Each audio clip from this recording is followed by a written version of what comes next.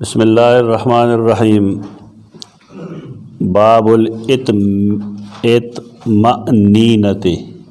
इत्मनीना और इत्मीनान ये चीज़ है। हिन यरफ़अ रासहु मिन अर्रुकू।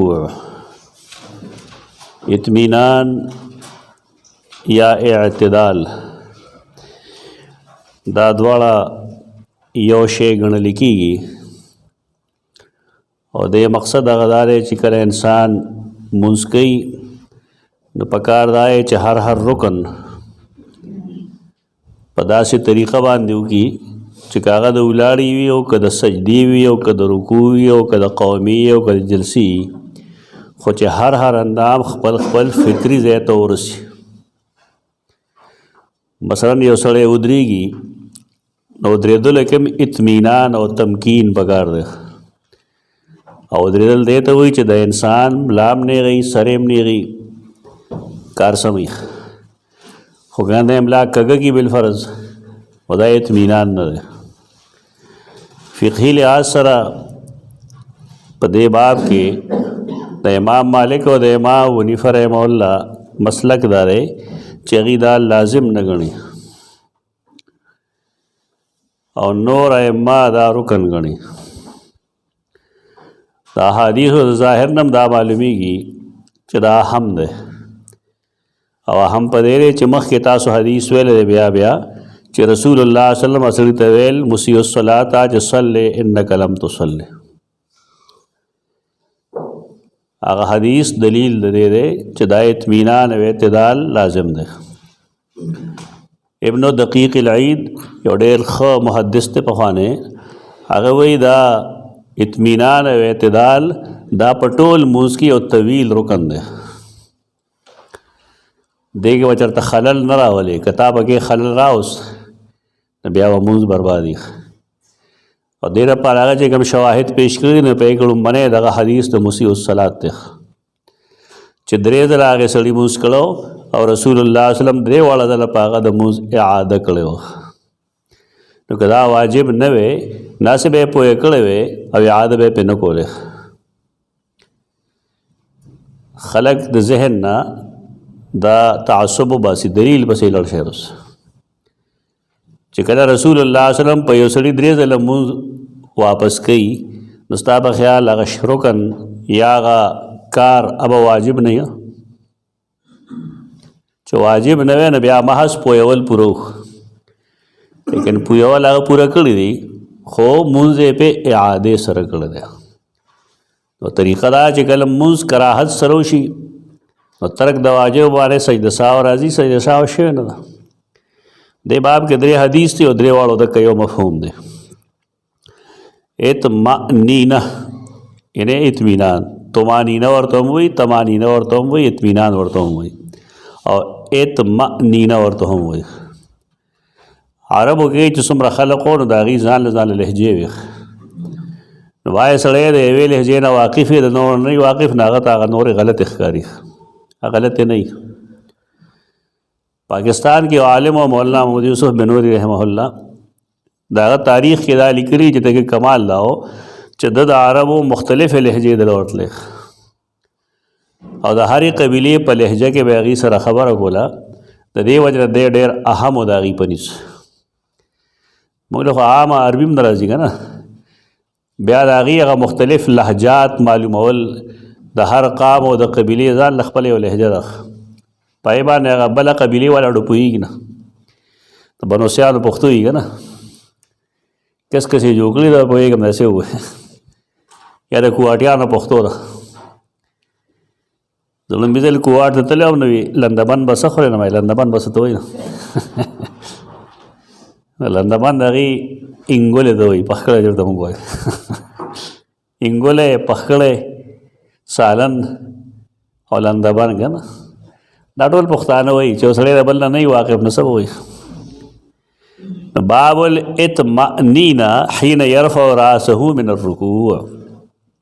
इब्न दक़ीक़ अल-ईद खबर चिकमदा अगर डेरा वजनी दा अगर दावी च इत्तिदाल और इत्मीनान दा प मूस के रुकन दे खुद तवील रुकन दे طویل رکن دا مطلب دی چې دا به د ابتدا د مانځه نه شروع شي او بالکل آخري سلام باندې به دا پوره کېږي. دا طویل رکن دغه مطلب دی. دا بالکل هغه شانتی شي څنګه چې مونږ وایو خشوع په مونځ کې فرض ده. خشوع معنی فروتني، د زړه عاجزي چې سړی خپل رب ته متوجه وي او ځان عاجز ګڼي نو دا فرض ده. خلک په دې نه پوهېږي، په دې مفهوم نه کله وي یو منټ خشوع راشي هم بس کار وشو. خشوع ټول مونځ کې وایي که یو ځای کې هم د سړي نه خپل ځان لوی جوړ کړه ځان نه او الله یې د ځان نه ورکوټې کړه نعوذ بالله نو کار یې خراب شو. فروتني دا الله حکم ته گردن نهادي دا په ټول مونځ کې لازمه ده. وقال ابو حمید وی رفع النبی صلی اللہ علیہ وسلم واستوى حتى يعود كل فقار مکانه. ابو حمید دلته کې حدیث نمبر نږدې وګوره 828 نږدې یو حدیث راځي په 828 حدیث کې د دې حدیث تایید دی او دا کم چې تعلیق ذکر کړی دی تعلیقا نو دا هلته کې موصولا ده. 828 کې دی وی حدثنا يحيى بن بكير قال حدثنا الليث عن خالد عن سعيد عن محمد بن عمر بن حلحلة عن محمد بن عبد بن عطاء أنه كان جالسا مع نفر من أصحاب النبي صلى الله عليه وسلم فذكرنا صلاة النبي صلى الله عليه وسلم. مغناستو د نبی کریم صلی اللہ علیہ وسلم دمون ذکر منگو کو فقال ابو حمید الساعدی تو سیدنا ابو حمید الساعدی رضی اللہ عنہ فرمائل انا کنت احفظکم لصلاة رسول اللہ صلی اللہ علیہ وسلم ز پتا سو ټولو کې زیات حفاظت کوونکې ما ته خیات دی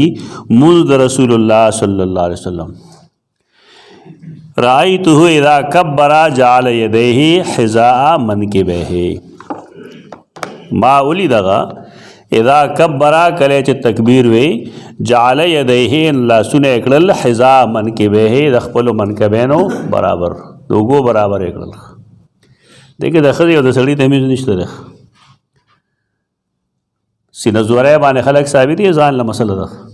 لیکن حدیثو کې دا څه شی نشته چې د خزو د بار کړو دغه شته سنس داسې او صحابي چا د خي مرګرو د خي جلاسي کړو. دوه طریقې دي. یو طریقه دا چې سړی لاسونه من کې بیانو پورې ورسي وګي ادوی مدارا چې دا لاسونه د غوګونو برابر شي. دا دو سنت طریقې دي. خودواله شکل کې وا مخونه د لاسونو قبله طرف ته داسې بنئ چې داسې راتو کې خولې ورته داري چې لاس بچې کم دی غوږ له ور رسېخ سنت په پاتې شي خدای خامخا دا چل کوي ورته که خپله فقه لوستی هم بیکار سم وي خو هغه هم نه لوستی نو رضا کې څه عبارت دی لاس کوم ځای پورې پورته کوي. حذاء الاذنین حذاء الاذنین مې د غوږونو برابر ورولګه د غوږونو برابر به پورته کوي. حذاء الاذنین مده مطلب دا ہے چې لاس کدا شي کی نو کافی دی. محاذات خو به نه محاذات برابر ته وي دی خو لازمه کړه دا خاص کر دې روزو کې سار چې خلک مسکین او حق لک صادرې پسري کنه نو پای کې دا سنت پاتې شي ځکه چې هر سړی الته کې ګوته وړي ملته کې دلاګه یو مولوی صاحب الله دې خصادي ژوندې لا یو ځل تر راغله نو یو جنازې له ما مخ کې کو چې مخ مې کې مازیګر مونږ کو نو هغه لاس داسې کړل مسله وسو وس یعنی یو سړی مولوی صاحب دې هغه ته د مونږ چل نور دي سړی سو وې هو لغیر عازع د مونږ نه انسان پته لګي چې د مونږ څنګه ده چې مونږ کې دا قسم سيزونه نه نه دا سي غب شپ ټول دا زبانی جمع خرج ده. یو د لوټونو یو سړی راغله شیخ الحدیث صاحب ورته یونیورسيټي نه موږ راغلي درې کسان نور سره زما په خیال په مشکله 3 یا 4 منټه بشو چې کسان راغلي نو مخکې شو په 2.5 منټه کې هغه سلور رکعاتونه فرض سلور سنت او 2 سنت 10 رکعاتونه په 2.5 منټه کې وکړل. نو ما ته مرګي دا څنګه شیخ الحدیث ما ته پوسټ وکړ ما ته څه پته دا کار ډېر خراب شي د مونځ نه د انسان د علمیت پته لګي خبرونه نه خبرې هو کله سړی هیر شي کله دباو کې راشي کله کوي نه بالفرض ړې نه غواړي د انسان د سمج پته چې کوم دی د هغه د مونځ نه لګي چې د مونځ څنګه دی نو که مونځ کې اتباع د سنت نو سړي ته اطمینان حاصل شي چې سړی متبع سنت د حق ورسوم بجري که طالبانو په شان مونځ کوي طالبانو مونځ اړه مونځ دی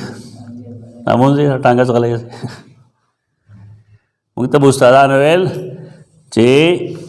اودس د طالبانو په شان کوي او مونځ د شیخانو په شان کوي طالبان کار په تلوار کوي که نه بس منډه کوي مونځ اودس په تلوارو کې خیر دی لیکن مونځ د شیخانو په شان ته وکړي سب مونځ وکړي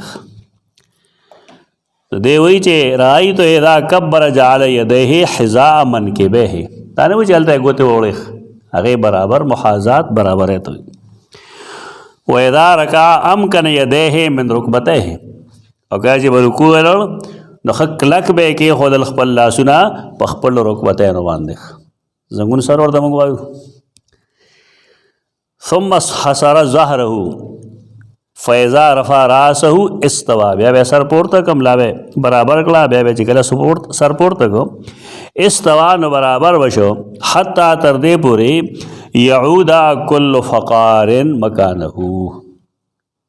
فقر اندامونو ته وي بالخصوص ریړ کی ہڈی اډو کی تر دې پورې تاسو فقاریه جان او غیر فقاریه به ویلګه هغه ریړ کی ہڈی والا مسله ده او دا غشان تاریخ دا حدیث چې ته وې او بیا دې منځونه ته وګورې ټول منځونه ته خیر ته وګوره نو ته پوهې چې دا منځونه نه دي ځکه چې نو څوک د رکوع نه پوره نه کېږي او نه د سجدې نه پوره کېني که مولیان دی او که پیران دی ټول یو شی روان دی دا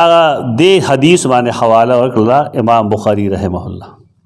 چې قال ابو حمید هغې نه دا مراد ده نو ټیک دا هلته هغه تعلیقا ذکر کړو خو دې حدیث رستو دا راځي چې واستوا حتی یعود کل فقار مکانه او نیغ شو تشاسې نه چې سر دغه که بیا ورغی دا تباہی ده بالکل دا مونځ نه دی فقر دا ویلی شي مهر که نه اډو کی مکانو خپل ځای له ورغلل حدثنا ابو الولید دا دوه حدیثونه دی نقل کوي دا ورپسې حدیث هم د ابو الولید نه دی او دریم حدیث د سلیمان بن حرب نه دی ابو الولید نوم دی هشام بن عبدالملک مخکې ویلی شوی دی بار 227 ہجری کې د وفات شوی هغه وی حدثنا شعبہ بن حجاج موږ ته حدیث بیان کړو عن ثابت بن اسلم بنانی مخکې ویلی شوی دی بنانه دا په بنو سعد بن لوی بن غالب کې یو شاخ دی ځکه ورته بنانی وی هغې سره تعلق دی عن ثابت قال كان انس سیدنا انس بن مالک یادی 95 ہجری کی وفات شوی دی كان انس ينعت لنا صلاة النبی صلی اللہ علیہ وسلم رسول اللہ صلی اللہ علیہ وسلم منځ موږ ته بیانو سیدنا انس تعریف یې کو چې رسول الله صلی الله علیه وسلم څنګه مونځ کو نو فکانا یصلی رسول الله صلی الله علیه وسلم چې مونځ کو نو اذا رفع راسه من الرکوع قام سر به پورته کړو د رکوع نه چې به سر پورته کو او بدرید حتی نقول قد نسي حتی قد نقول تر دې چې زمون خیال وداو چې قد نسي ددنه ګندې سجده یې رشو یعنی قیام چې کوم قومه ده که دلته تاسو بس سمع الله لمن حمده ووایه اوس امام خپل کار وکړي او مقتدي خپل کار وکړي ډس ټول ورغلي دا فرض مونځ دی حتی نقول څه معنا ده تر دې چې مونږ به ویل نو ستا په خیال چې ورپسې ولاړ نو څنګه وایي قد نسیه یقینا د یې کړه ده سجده وروسته به حدیث راځي چې د رسول الله صلی الله علیه وسلم قیام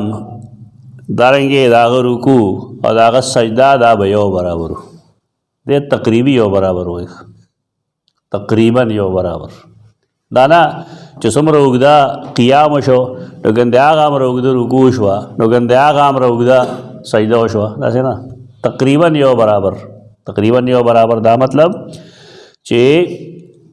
قیام بالفرض 5-6 منټه کړی دی، نو 2-2.5 منټه بیا قومه کړې ده، رکوع کړې ده، نو بیا 2-2.5 منټه تقریبا سجده کړې ده. یا تقریبا برابر وي. داسې مونږ څوک نه کوي اوس، داسې مونږ چې څوک کوي نو هغه امام پسې څوک مانځله نه ځي، ویده ډېر اوږد مونځ کوي. مونږ خو دا غټ غټ عادت وي که نه، غټ غټ اڼئ، غټ غټ اڼول نه دي. خبره مونږ مخکې واضح کړې ده چې رسول الله صلی الله علیه وسلم کله کله مختصر مونځ هم کړی ده، خو اختصار په رکوع سجده قومه او جلسه کې نه، اختصار په دې کې چې تلاوت کم وکړی شي. دلته خلک د مختصر مونځ خبره کوي، دی پکې هغه یې روانه وکړو، دا خو مونځ نه شي د سره. یو سړی دی هغه په یو رکعت کې بالفرض 19 آیتونه وایي، اختصار کې 3 آیتونه وایي، نه کم شو که کم نه شو، نو قیام به کم شي لیکن رکوع او سجده او قومه کې خو کمې نه راځي. او کله چې مونږ هغه سنت الفاظ وایو کوم چې رسول الله صلی الله علیه وسلم ویلي دي، مثلا ربنا لك الحمد حمدا كثيرا طيبا مباركا فيه ملء السماوات وملء الارض وملء ما شئت من شيء بعد وكلنا لك عبد اللهم لا مانع لما اعطيت ولا معطي لما منعت ولا ينفع ذا الجد منك الجد. دا چې ووایه تاسو نو هغه رکعت ته رسي که نه رسي؟ رکعت ته رسي. دارنګې چې کله مونږ په رکوع او په سجده کې مسنون اذکار وایو، یوازې سبحان ربي الاعلی نه که نه، دې سره د خپل مغفرت دعاګانې هم رسول الله صلی الله علیه وسلم غوښتلې دي که ټیک د امام نه، امام د اختصار نه کار والی، خو د اختصار مطلب خدا نه چې بیخي یې ته وباسي. زمونږ د امامانو په مونځ کې سبحان ربي الاعلی هم ته نشي ویلی،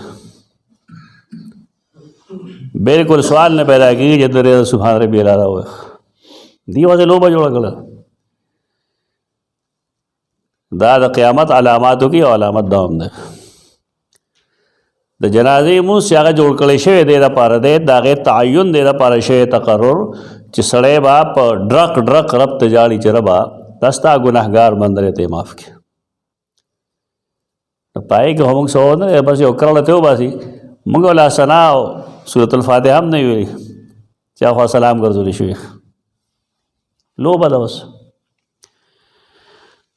ډېر مولیان هم دا وي، یو خلک هم دا ټایم جي ټایم شوی دی، پوه شو ګړی ده به ګورې. دا ټایم انتظامي چیز دی، دا الله او رسول نه دی مقرر کړی. او ډېر پکې قلقلا خان وي چې بس تا اراده کړه خیر دی که جنازه دې ونه کړه. دا مسئلې خلک ټولې ځانې جوړوي بیا، دا د ځانه کیسې دي. صفا ووایه چې مونږ کې دین نشته. د نبی کریم صلی الله علیه وسلم خو عادت دا و چې کله به هغه رکوع کې یا به سجده کې یا به په قیام کې ولاړو، د خپو کشار به شاته نه واورېدو، نه به انتظار کوو د وروستنو خلکو ته. دا حدیثونه خلکو یا ویلې نه دي یا هېر کړي دي. د خپو په کش باندې به رکوعګانې موږدې کړي دي، سجدې موږدې کړي دي، قیامونه موږده کړي دي. ادې به سړی ویني دغلته را روان دی، د مخکې ودرېږي چې ټایم د نه مقرر کړی. کاش چې مونږ د الله د ټایم یا د هغه د نظام پابند نو خبره به سم وي. دا مونږ چې کم ټایم تعین کوو دا خو محض یو انتظام دی. که بالفرض ته پوه شوې چې خلک مخکې جمع شوی دی، بس ټیک دی 15 منټه مخکې جنازه وکړه. نو نه څوک مخکې کوي د ټایم نه، نه وروستو کوي. دا یو بنیادي خبره ده. یوازې عامو حالاتو کې زمونږ فیصلې غیر شرعي نه دي، دا فیصله هم غیر شرعي ده. انتظار وکړه که دې کې څه دي. او دا ډېر زیات کمی دی، ډېر زیات کمی. فکان یصلی نمونځ به یې کوو، وإذا رفع رأسه من الرکوع، کله چې به یې سر د رکوع نه پورته کړه، قام ولاړ به حتی نقوله تر دې پورې چې مونږ به ویل قد نسیا د دنه یو سایده یې راشي ستا په خیال رسول الله صلی الله علیه وسلم به خاموش درېدو نه په مونځ کې داسې ځای نشته دی چې هلته د امام خاموش درېږي مختلف ہے کہ اختلاف ہوئی لیکن د امام په خاموش درېدو کې ځای نشته نه په رکوع کې نه په سجده کې نه په قومه کې نه په جلسه کې نه په قیام کې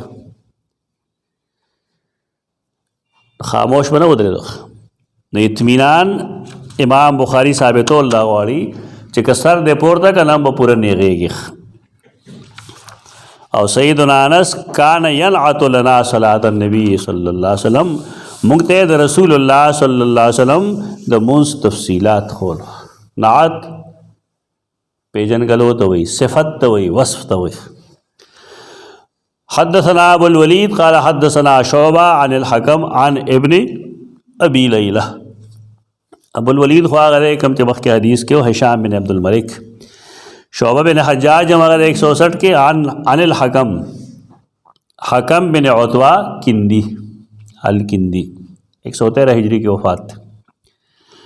عن ابن ابی لیلہ ابن ابی لیلہ نم دے عبد الرحمن بن ابی لیلہ ابو لیلہ لیلہ لیل نہ ہوتا رہے گا نا لیلہ لیل نہ ہوتا رہے لیل تور تو شپای تو شپا تو رہی نو لیلا خکلی خونی خو تو رہی بس تو رنگی ڈجی دا لیلا ہوئی پا خواهی پین باتا وی لیلی پین وی لیلی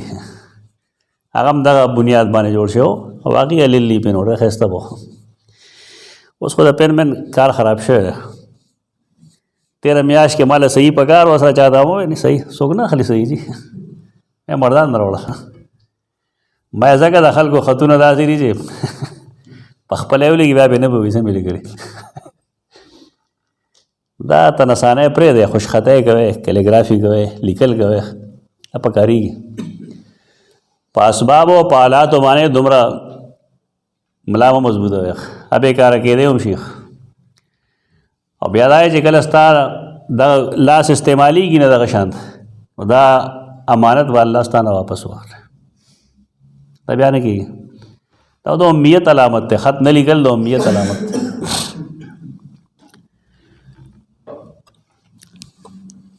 عبدالرحمن بن ابی لیلہ دا ابو لیلہ نوم دی یسار لیلہ د مشر لوري مشر اولاد بھئی نو ځکه په هغې نوم باندې دی مشهور شوی دی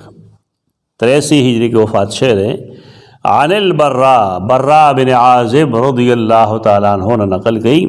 سیدنا برا وفات شہر 72 ہجری کی قال کان رکوع النبی صلی اللہ علیہ وسلم وسجودہ واذا رفع رأسہ من الرکوع وبین السجدتین قریبا من السواء رکوع نبی کریم صلی اللہ علیہ وسلم او داغی سجدہ او کہ جاغی سر پورته کی د رکوع قومش وگنا وبین السجدتین سجدو په میاس کې جلسه چې ورته وایو قریبا من السواء تقریبا یو برابر دا مونځ د مسنون سنت باندې به عمل وکړي دا بعض احادیثو کې د دې ترغیب راځي چې انسان د سنتونو ژوندي کوي او بعض ضعیف احادیثو کې دا هم شته چې من احیا سنتن امیتت بعدی چا چې زما یو داسې سنت ژوندی که چا زما نه رستو مړ شوی دی نو دې سړي له به الله د 100 شهیدانو اجر ورکوي موږ استاد محترم ویل دې نه څه معلومیږي چې سنت ژوندي کول آسان شی نه دی 100 ځله به مرې نه رایې یو سنت ژوندی کوي دا خلکو ګپ لګولی هر سړی په سنتو خبرې کوي لیکن سنت ته تیارېږي نه په خپله کله ترور خفه کېږي او ماما خفه کېږي او بابا خفه کېږي او ښځه خفه کېږي دا سنت ټول خلک وایي چې کامیابي زمونږ او ستاسو د الله او د هغه د رسول د حکمونو منلو کې ده ما وی منل نه عملي کولو کې ده منل خو ټول خلک کوي عملي کې ده هغه عملي کول به دومره مشکل وي چې ته یو سنت ژوندی کوې که نه نو 100 ځله به ته خلکو مړ کړی په الزاماتو باندې، په اعتراضاتو باندې، په کړتو خبرو باندې څومره چې د هغې وس کېږي به. لیکن کم خلق چې هغه د الله د دین پتنګای نو هغې د دې پروا نه کوي، خپل کار سره کار دی، ځکه چې هغې رب لتلونکي دي او د رسول الله صلی الله علیه وسلم د شفاعت امیدوار دی. اتباع سنت کې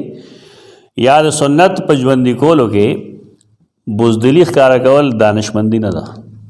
دومره ده چې کله کله یو ځای کې یو سنت جاری وي، د هغې قایم مقام یو بل سنتو وي، نو کله که سړی په هغې عمل کوي نو پکار دا دی چې اول میاشت دوه درې ذهن سازي وکړي، خلقو ته وښیي، ذهن سازي وکړي د هغې چې دا طریقه ده، دا طریقه ده، دا طریقه ده، چې دوه درې څلور جمعې په هغې باندې خبرې وکړي، نو هغې نه وروسته که بیا د هغه سنت جاري کوي نو خلک هغې سره مانوس شوي. دا تجربې ټولې موږ د خپل جومات کې کړي الحمدلله. ګران نه ګران څیزونه چې خلک یې نه شي ویلی کولی هم نه شي، موږ الحمدلله ښه مزیدار طریقې سره کوو. د هغې طریقه دغه ده چې دا عادت کول غواړي، هغې سره ښودل غواړي د نبي کریم صلی الله علیه وسلم طریقه. نو باید سړی کم عقل یو سنت جاری دی بل جاری کول غواړي. موږ د دې مرګ جاری دي شي خو خلک خو پوهه که لکه دلته خلقو ته بل څه ښودلی شوي چې دا زما مذهب نه دی. اصل معامله دلته کې دا ده چې دی دا نه وي چې دا نبی کریم صلی الله علیه وسلم سنت دی یا د صحابه کرامو طریقه، دی وي دا زما مذهب نه دی. عوام خو په دې نه پوهېږي، هغه وایي چې یو شی زما مذهب نه دی، ګویا که کفر دی. علمیه دلته کې دا ده. دا قریبا من السوا، دا قریبا برابرو. او دا چې کومه خبره دی کوي د سیدنا برا بن عازب بالکل ظاهر دارا چې دا فرض مونځ ده او د امامت مونځ ده، دی کې خدا خبره نشته ده. عبدالرحمن بن ابي لیلا د برا بن عازب دا نه وایي چې ما د عایشې نه تپوس کړی دی، که دا سنت نفل وی د هغې نه به سید عایشه خبر ده. نو مطلب دا چې دا د بهر مونځ دی. بهر مونځونه رسول الله صلی الله علیه وسلم فرض د خلکو مخکې کړي دي، او دې نه مخکې چې دی وویل قد نسیه، هغه بالکل په هغې واضح دلیل و چې د ده نه جوړ رکوع دا سجده یې شوې ده. حدثنا سلیمان بن حرب قال حدثنا حماد بن زید. سلیمان بن حرب 224 ہجری کی وفات شوی. هغه وایي حدثنا حماد بن زید، موږ ته حماد بن زید حدیث بیان کو، هغه نقل کی د عن ایوب بن ابی تمیمه. دا ابو تمیمه نوم کیسان سختیانی ده، 131 ہجری کے مرد ہیں. عن ابی قلابتہ، ابو قلابہ تدنم دے عبداللہ بن زید بن عمر، 104 ہجری کی مرد ہیں. اغوائی کان مالک بن الحویرث، سیدنا مالک بن حویرث 74 ہجری کی وفات تھے، صحابی رضی اللہ عنہ. یرینا کیف کان صلاۃ النبی صلی اللہ علیہ وسلم. ایتا دا اہمیت معلوم شي، هغه شی چې خلکو صفر کې ضرب ورکړی دی، هغې اهمیت معلوم شي. هغې لپاره امام بخاري بیا مختلف احادیث نقل کړي. مونږ ته یې ښه و چې نبي کریم صلی الله علیه وسلم مونځ څنګه و، وذاک فی غیر وقت صلاة، په داسې وخت کې یې ښه و چې د مونځ وخت نه و، یعنې په امامتۍ کې نه ولاړ، ودرېد چې داسې کول. فقام نه ادرېده، فامکن القیامه، امکان تمکین طویل مدې پورې یو کار کولو ته وایي امکن، طویل مدې پورې، اوږدې مدې پورې. او زما یقین دا دی چې ابن دقیق العید کم تعریف کوي د دې خبرې چې دا رکن دی او دا طویل رکن دی، شاید د دې حدیث نه دا استدلال. فقام فامکن القیام، ودرېد فامکن القیام، او ډېر اوږدې طریقې سره قیام وکړو. ثم رکع، بیا رکوع یې لړ، فامکن الرکوع، نو ډېر اوږده رکوع یې وکړه. دلته کې بابا سبحان ربی الاعلی یا عظیم درې ځله وایي خبره ختمه شي، په مسله هم نه پوهېږي غریب. اپوی یې هم نه. که امام چرته کې څه نور اسکار کوي نو د مقتدیان پوهه کا چې بایګانو درې ځله سبحان ربی الاعلی یا عظیم واجب فرض نه دي نورم وایه ورپسې کا. ستا امام سر په سجده خره نه څه ذکر کوي ځان له ته مو وکړه دې درې ځله وایي بیا خاموش پاتې شي. حال دا چې دې ځایونو کې خاموش پاتې کېدل نشته. او بیا سجده خو داسې حال دی چې په دې حال کې دا د مونږ د ټول نه افضل رکن دی. د ټول نه افضل رکن سجده دی. او چا چې دغه وخت کې څه سوال الله ته کړی دی الله هغه پوره کړی دی. نو شپه ورځ لګیا یې لمونځ کوي نو ولې قیمتي وخت ځان له بربادوي. په کار دا دی دې توجه کی. ثم رکع فامکن الرکوع ثم رفع رأسه بیا سر پورته کو فانصت حنیه لږ ساعت خاموش لکه ویسه ویل او په خولې خاموش. قال فصلى بنا صلاة شیخنا هذا ابي برید اوی ویل دغه شان مونږ ته زمونږ استاد ابو برید هم کړو. وکان ابو برید اذا رفع راسه من السجدة استوى قاعدا. او دا ابو برید طریقه دا رضی الله عنه چې کله هغه را پاسې دو سر به پورته کړ د سجدې نه استوى قاعدا نو برابر بشه پناست سر به نیغ کو ملا به هم نیغ وخت اصل چلته راوچت شي بیا سمدستي خلاص. د زنانو مونږ هم تبا تباری ځکه هغې کې ډېرې غلطۍ دي. مونځ ته ډېر توجه وکړه ډېر زیات تبا په دې چې هغه ښه ودرېدی شي د هغې باوجود قیام نه کوي. ټولې زنانه مونځونه په ناستې کوي بغیر د شرعي عذر نه. قیام خو فرض دی. چې ته وګورې نو ما په خیال تا ته به 80% نه بلکې 90-95% زنانه داسې معلومې شوي چې هغه بغیر د شرعي عذر نه په ناستې باندې مونځ کوي. او دا کله نه کوي چې کله نه جینۍ والا. په دې کور کې دومره څوک مسلمان نشته چې دا پوهېږي. ناسه والا دروغ وایي که نه چې یو ښځه روانه وي نو چا نه به تپوس کوي. خاوند له هم سزا ورکوي خر له به هم سزا ورکوي پلار له به هم سزا ورکوي رور له به هم سزا ورکوي او اته 9 کسان یې برابر کړي. دا ورته هغې د ځانه توک جنګوي خو یو لحاظ سره ټیک هم وایي. په دې لحاظ باندې چې ستا مخکې یو کار کېږي او ته په هغې کې دلچسپي نه اخلې وي هغه دیني کار او په هغې کې غلطي او ته ټیک کې نه نو ته ګناهګار یې که نه. دغه لحاظ سره خو صحیح وایي اگر چې ثابت نه رسه منصوصا لیکن دغه لحاظ سره صحیح دی چې ستا مخکې یو بني آدم مونځ غلط کوي او تا هغه ته څه نه وی کم سے کم تنبیه خو ورکوه لږ. ډېر خلک یې داسې زموږ جومات کې یو سړی به راته مونځ به کو را به دغه شان په خپلو خپو روغ رمټ هغه به دویم رکعت ته پاسېده لږ په چل ول باندې